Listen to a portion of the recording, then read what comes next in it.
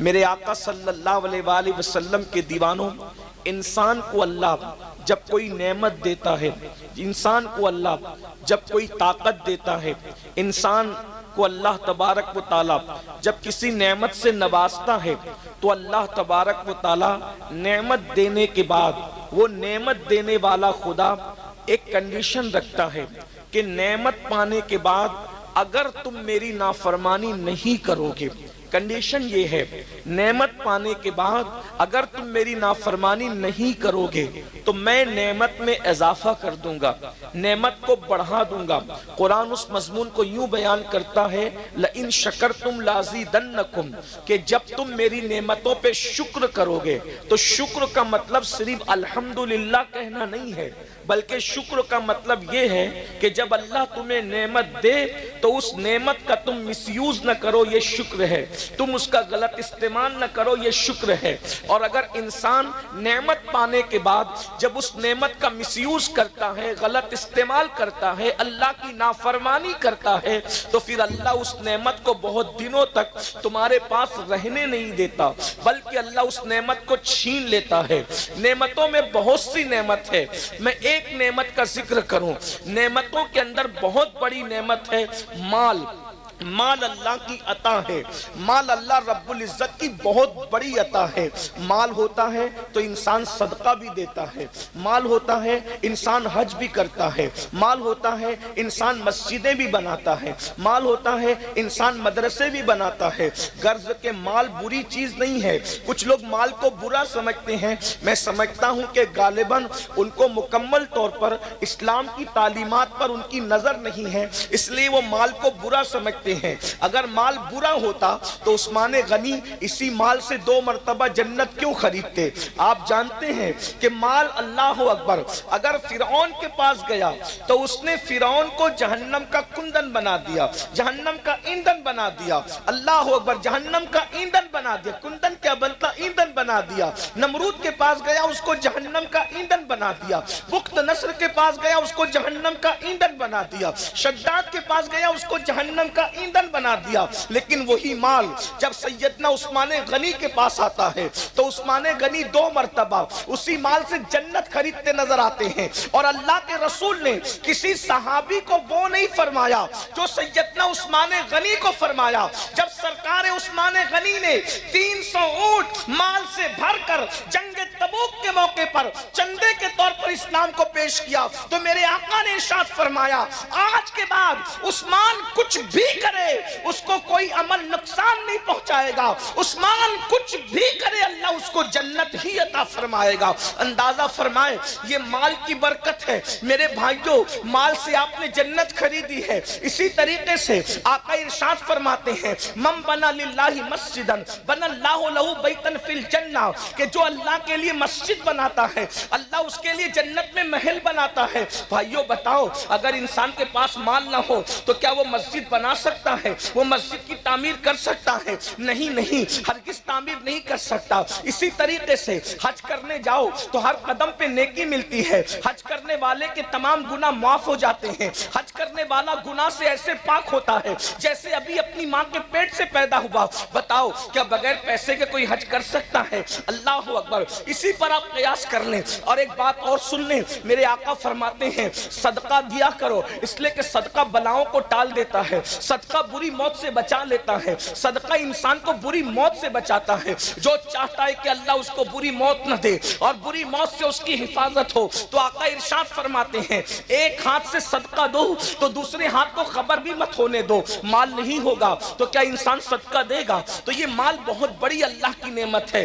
اسی طریقے سے دوسری نعمت یہ جان اور جوانی جس کو کہتے ہیں، یہ بھی اللہ کی بہت بڑی نعمت ہے۔ اللہ اکبر۔ لیکن اب آئیے میں آپ کے سامنے ان دونوں نعمتوں کا ذکر کرنے کے بعد اب آپ سے پوچھنا چاہتا ہوں، مال سب چاہتے ہیں لیکن اللہ اکبر جب مال آتا ہے تو مال کا مس یوز کیا جاتا ہے، مال کا غلط استعمال کیا جاتا ہے۔ قرآن کہتا ہے ان اللہ اشتری من المؤمنین انفسهم واموالهم بان لهم الجنہ، کہ اللہ نے مومنوں کی جان جان کو، مومنوں کے مال کو جنت کے بدلے خرید لیا ہے۔ اب آپ سب کی توجہ چاہتا ہوں، پتا چلا ہماری جان ہماری نہیں ہے، ہمارا مال ہمارا نہیں ہے، جان بھی اللہ کی ہے، مال بھی اللہ کا ہے۔ اور اللہ اکبر، آج کل کے مسلمان، اللہ اگر مال دیتا ہے تو مال کو اللہ کی راہ میں خرچ کرنے کی بجائے، گھبرائیے گا مت، میں کوئی چندے کی تمہید نہیں باندھ رہا ہوں، میں صرف آپ کے دلوں کی تطہیر کے لیے، آپ کی افکار کے تطہیر کے لیے کچھ پیغام پیش کرنا چاہتا ہوں۔ اللہ اکبر، آج کے مسلمانوں کے پاس جب مال آتا ہے، آج کے مسلمانوں کے پاس جب جوانی آتی ہے تو مال اور جوانی کا مس یوز کتنا ہو رہا ہے۔ اللہ اکبر، آج پوری دنیا کے اندر جتنے جرائم، جتنے پاپ قوم مسلم کر رہی ہے، اتنے جرائم دنیا کی کوئی قوم کرتی نظر نہیں آتی۔ کتنے افسوس کی بات ہے، میں دلیل کے ذریعے سے اس کو ثابت کروں گا۔ اسی ہندوستان میں دیکھ لیں، ہندوستان کے اندر اللہ اکبر، رمضان شریف کی کوئی اہمیت کیا دوسری قوموں کے نزدیک ہے؟ ہرگز نہیں۔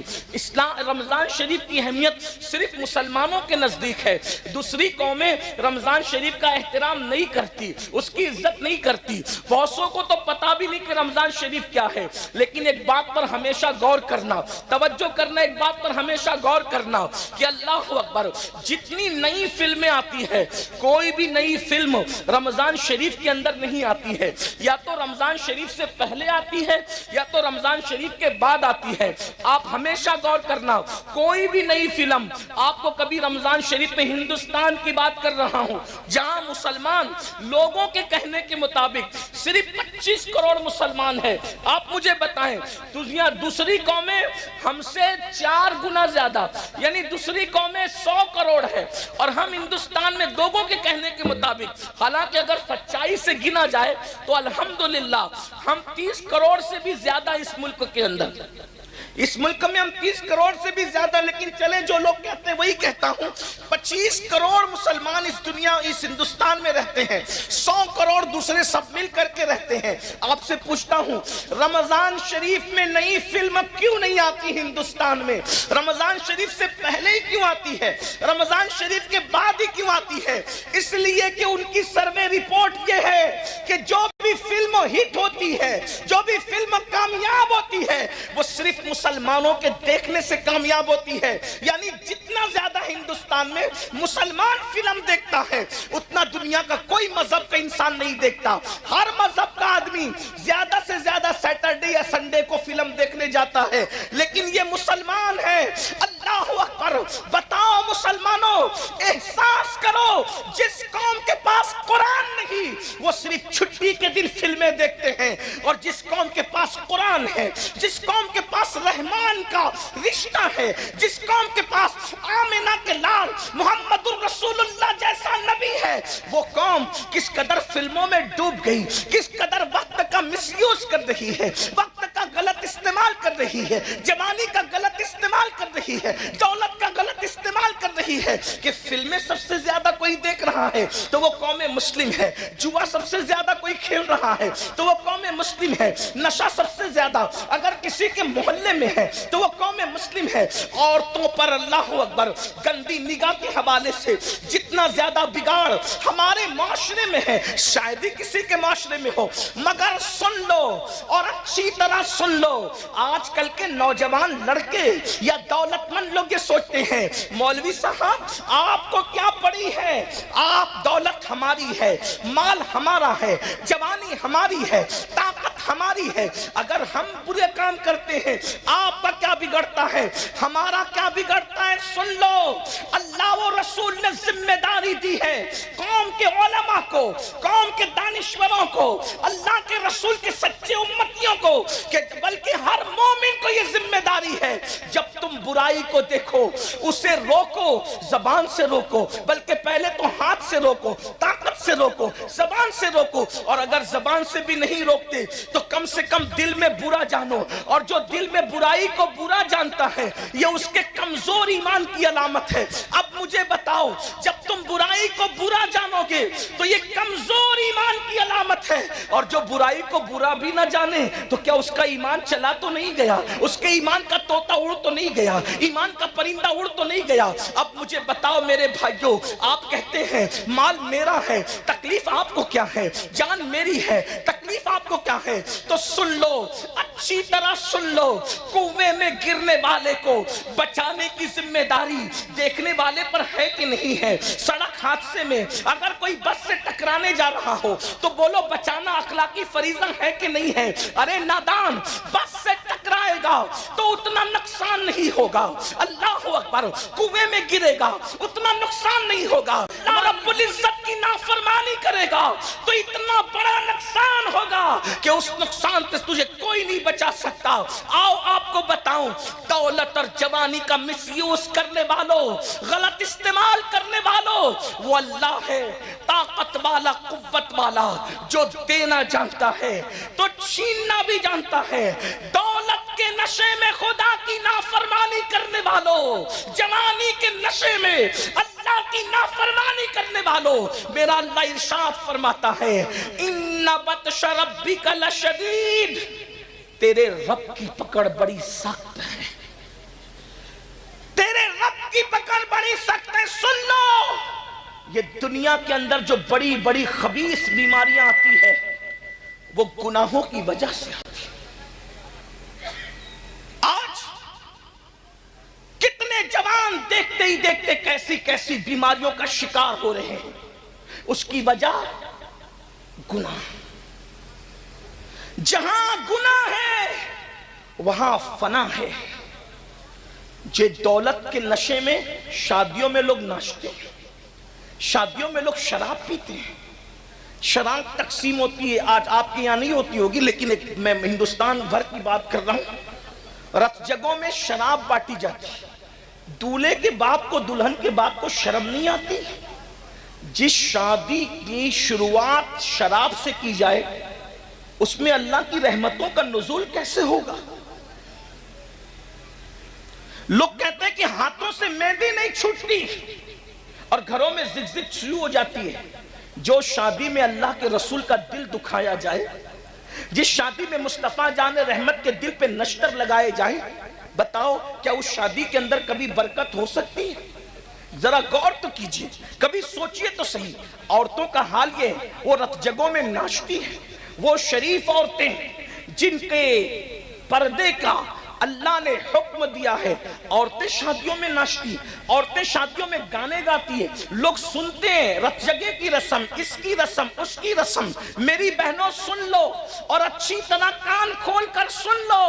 اللہ کے رسول صلی اللہ علیہ وآلہ وسلم نے ایک عورت کو زور سے بلند آواز سے قرآن پڑھنے سے بھی منع فرما دیا. فرمایا گیا عورت کی آواز بھی عورت ہے، عورت کو بلند آواز سے قرآن پڑھنے کی اجازت نہیں ہے. اب آپ مجھے بتائیں میرے بھائیوں، میری بہنوں، جس عورت کو بلند آواز سے قرآن پڑھنے کی اجازت نہیں، وہ عورت آخر گانے کیسے گا رہی ہے؟ وہ عورتیں ناچ کیسے رہی ہے؟ اور پھر اس شادی میں برکت کیسے ہو سکتی ہے؟ اللہ اکبر. تو یاد رکھنا اللہ رب العزت کی پکڑ بڑی سخت ہے، اور جب اللہ کسی پہ پکڑ کرتا ہے اس کے گناہ کی وجہ سے تو دنیا کی کوئی طاقت بچا نہیں سکتی. میرے بھائیوں، آج لوگوں کا یہ ذہن بنتا جا رہا ہے، ارے مولانا آخرت میں جو ہوگا دیکھا جائے گا. میرے بھائی، اللہ آخرت میں جو پکڑ کرے گا وہ تو کرے گا. گناہ کی وجہ سے دنیا میں بھی اللہ پکڑ کرتا ہے. گناہ کوئی کرے اس کے گناہ کی نحوست اس کو مل کر رہتی ہے. ایک بزرگ فرماتے ہیں جب رات کو مجھ سے کوئی گناہ ہوتا ہے تو صبح اس گناہ کا اثر میرے بچوں میں مجھے نظر آتا ہے، میری سواری میں مجھے نظر آتا ہے. لوگوں نے پوچھا وہ کیا؟ کہا رات کو اگر میں گناہ کرتا ہوں تو صبح میری اولاد میری نافرمانی کرتی ہے، صبح میری سواری میری نافرمانی کرتی ہے. پتا چلا اولاد غدار یوں ہی نہیں ہوتی، ہر اولاد کو ماں باپ سے پیار ہوتا ہے. جب تم اللہ سے غداری کرتے ہو تو اللہ تمہیں صدمے دینے کے لیے بطور عذاب تمہاری اولاد کو تمہارا غدار بنا دیتا ہے. ورنہ لوگ آج کتنا پڑھا رہے ہیں، یہ پڑھا رہے ہیں، وہ ڈگری دلا رہے ہیں، لیکن بتاؤ کل کے ان پڑھ بچے، کل کے جاہل بچے ماں باپ کے جتنے وفادار تھے، کیا آج کے پڑھے لکھے بچے اتنے وفادار ہیں؟ لوگ کہتے ہیں بچے پڑھے لکھے نہیں ہیں اس لیے بے وفا ہیں۔ میں نے کہا 50 سال پہلے اتنی بڑی ڈگریاں تھی نہیں مسلمانوں کے پاس بظاہر، پھر بھی بچے وفادار تھے۔ وجہ کیا تھی؟ ان کے ماں باپ خدا کے وفادار تھے، اللہ نے اولاد کو ان کا وفادار بنا دیا تھا۔ آج ماں باپ بچوں کو ڈگریاں بھی دلا رہے ہیں، انگلش بھی پڑھا رہے ہیں، ڈاکٹر بھی بنا رہے ہیں، وکیل بھی بنا رہے ہیں، انجینئر بھی بنا رہے ہیں، پھر کیا ہو رہا ہے؟ لیکن اللہ کے وفادار نہیں ہے ماں باپ۔ تو جو ماں باپ اللہ کے وفادار نہیں، اللہ نے ان کی اولاد کو ان کا غدار بنایا ہے، اللہ نے ان کی اولاد کو ان کا باغی بنایا ہے، تاکہ تمہیں اللہ صدمے دے اور تمہیں بطور عذاب یہ بتائے ان بطش ربک لشدید۔ یاد رکھنا اگر اللہ پہاڑ تم پر گرا دیتا تو تم کو اتنی تکلیف نہ ہوتی جتنی اولاد کے ستانے سے انسان کو تکلیف ہوتی ہے۔ یہ بڑی بڑی بیماریاں یہ کس وجہ سے ہے؟ یہ اللہ کی نافرمانی کی وجہ سے ہے، یہ خدا کی نافرمانی کی وجہ سے ہے۔ دیکھو اپنے دلوں میں ٹٹول کر سوچو، اتنا بڑا مجمع ہزاروں کا ہے، بھائیوں کی بھی توجہ، بہنوں کی بھی توجہ، ارے ڈلپ کے اللہ اکبر نرم نرم گدوں پر سوتے ہو، لیکن بتاؤ کیا دلوں کو سکون ہے؟ ارے لوگوں کو ٹاٹ پر سکون کی نیند آتی تھی، لوگوں کو گرڑی پر سکون کی نیند آتی تھی، لیکن تمہیں اتنے اتنے ایک ایک ہاتھ دو دو ہاتھ انچ گدوں پہ نیند کیوں نہیں آ رہی ہے؟ کروٹیں بدل رہے ہیں، دل بے چین ہے، دل بے قرار ہے، نیند کی گولیاں کھا رہے ہیں، لیکن سکون کی نیند کیوں نہیں آتی؟ وجہ یہ ہے کہ راتوں کو اللہ کی نافرمانی کرنے والوں، نرم نرم گدوں پہ لیٹ کر سیریل دیکھنے والوں، نرم نرم گدوں پہ لیٹ کر فلمیں دیکھنے والوں، نرم نرم گدوں پہ لیٹ کر زنا کے مناظر دیکھنے والوں، نرم نرم گدوں پہ لیٹ کر گانے سننے والوں، بتاؤ جب تم اللہ کی نافرمانی کرو گے تو تمہیں سکون کی نیند کیسے آئے گی؟ اچھی طرح یاد رکھنا، جو لوگ اللہ کی فرما برداری کرتے ہیں ان لوگوں کو تو گرم ریت پر بھی نیند آ جاتی ہے۔ لوگ سوچتے ہیں یہ گرم ریت پر نیند آنا تو بڑا مبالغہ ہے، میں نے کہا نہیں، یہ حقیقت ہے۔ کیا تمہیں نہیں پتا ایک مرتبہ روم کا ایلچی سیدنا فاروق اعظم کے پاس ایک خط لے کر کے آتا ہے، اور جب خط لے کر کے آتا ہے تو سیدنا فاروق اعظم کو ڈھونڈتا ہے، لوگوں سے پوچھتا ہے اے مسلمانوں تمہارے امیر کا محل کہاں ہے؟ تمہارے امیر کا محل کہاں ہے؟ مسلمان کہتے ہیں جو ہمارا امیر ہے وہ محلوں میں نہیں رہتا، جیسے جھوپڑوں میں ہم رہتے ہیں ویسی مٹی کے جھوپڑے میں وہ بھی رہتا ہے۔ تو کہاں وہ ملے گا؟ کہاں کا اتفاق سے ابھی گھر میں بھی نہیں ہوگا ہمارا امیر، وہ اپنی بکریوں کو لے کر اپنے اونٹوں کو لے کر جنگل میں گیا ہے اور وہ بکریاں چرا رہا ہوگا۔ وہ کہاں ہوگا؟ وہ فلاں جنگل میں ہوگا۔ اندازہ فرمائے میری قوم کے جوانوں، نرم نرم گدوں پہ سسکیاں لینے والوں، کاروبار کے لیے تڑپنے والوں، بزرگوں سے تعویذ کا مطالبہ کر کے اپنی تقدیر کو سنوارنے کی کوشش کرنے والوں، بڑی معذرت کے ساتھ کسی ولی کا تعویذ ہماری قسمت کو سدھار نہیں سکتا جب تک ہم اللہ کی نافرمانی کرتے رہیں گے۔